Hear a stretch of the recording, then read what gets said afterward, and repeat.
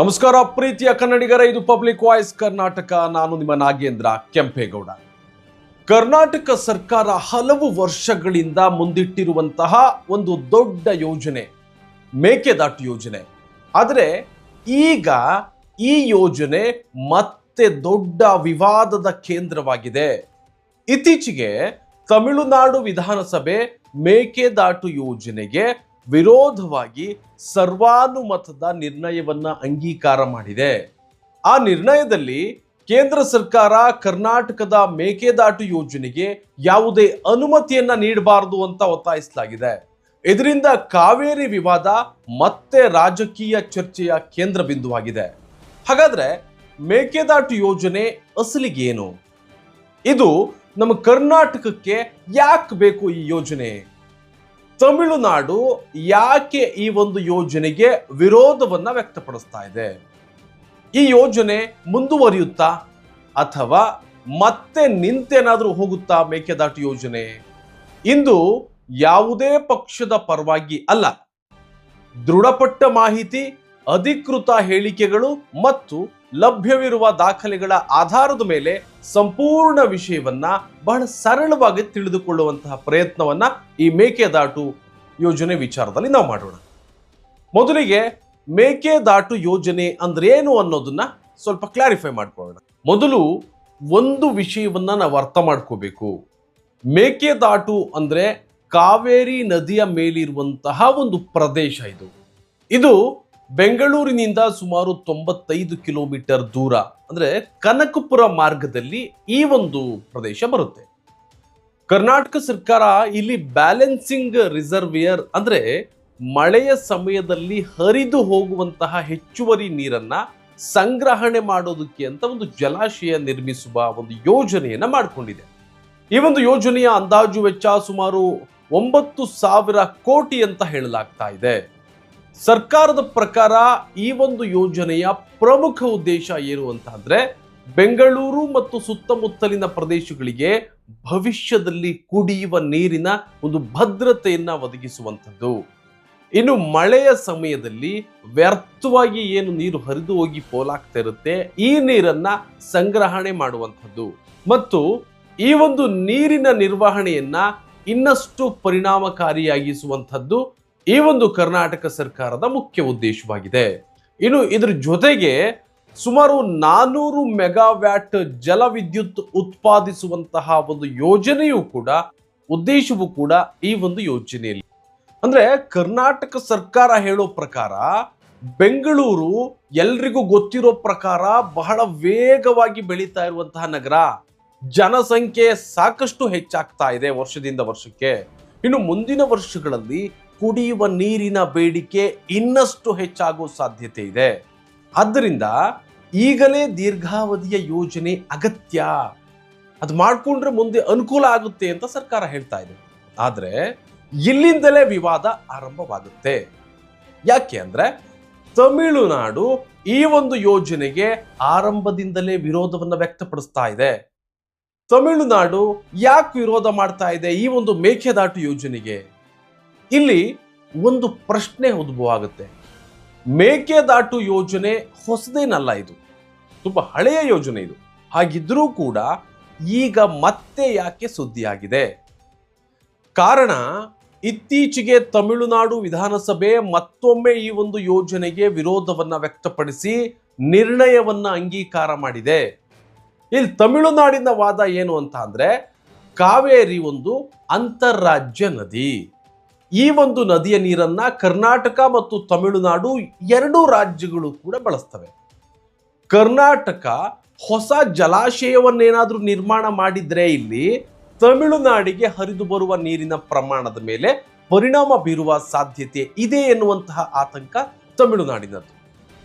ಇದರಿಂದ ತಮ್ಮ ರೈತರಿಗೆ ಏನಾದ್ರೂ ಸಮಸ್ಯೆ ಆಗಬಹುದೇನೋ, ಮುಂದೆ ಸಮಸ್ಯೆ ಆಗ್ಬಿಟ್ರೆ ಅಂತ ತಮಿಳುನಾಡು ಹೇಳ್ತಾ ಇರುವಂತ. ಆದ್ರೆ ಇಲ್ಲೇ ಒಂದು ಟ್ವಿಸ್ಟ್ ಇದೆ. ಕರ್ನಾಟಕ ಸರ್ಕಾರ ಈ ಒಂದು ತಮಿಳುನಾಡು ಹೇಳ್ತಿರೋ ವಾದವನ್ನು ಒಪ್ತಾ ಇಲ್ಲ.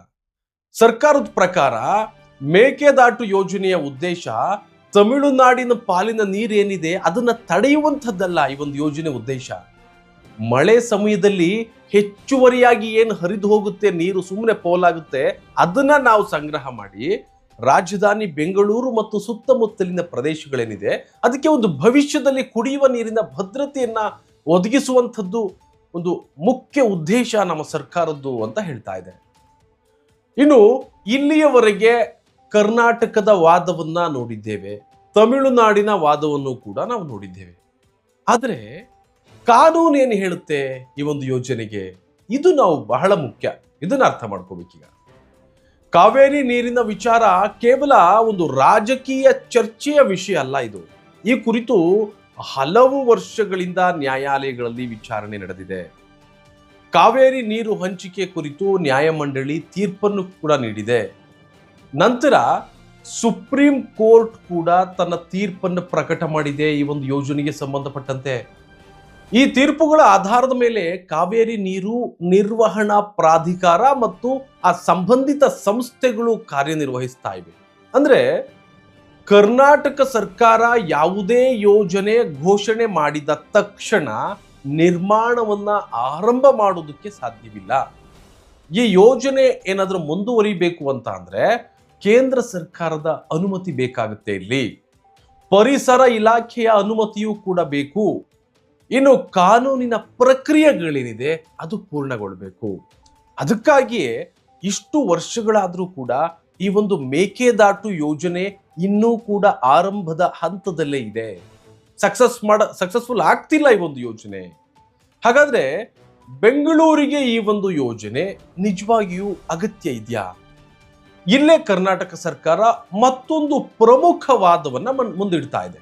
ಅಂದ್ರೆ ಬೆಂಗಳೂರು ಇಂದು ಭಾರತದ ಅತಿ ವೇಗವಾಗಿ ಬೆಳೀತಾ ಇರುವಂತಹ ನಗರಗಳಲ್ಲಿ ಬೆಂಗಳೂರು ಕೂಡ ಒಂದು. ಪ್ರತಿ ವರ್ಷ ಲಕ್ಷಾಂತರ ಜನರು ಉದ್ಯೋಗ ಮತ್ತು ಶಿಕ್ಷಣಕ್ಕಾಗಿ ಬೆಂಗಳೂರಿಗೆ ಬರ್ತಾ ಇದ್ದಾರೆ. ಜನಸಂಖ್ಯೆ ಹೆಚ್ಚಾದಂತೆ ಕುಡಿಯುವ ನೀರಿನ ಬೇಡಿಕೆಯೂ ಕೂಡ ಹೆಚ್ಚುತ್ತಾ ಇದೆ.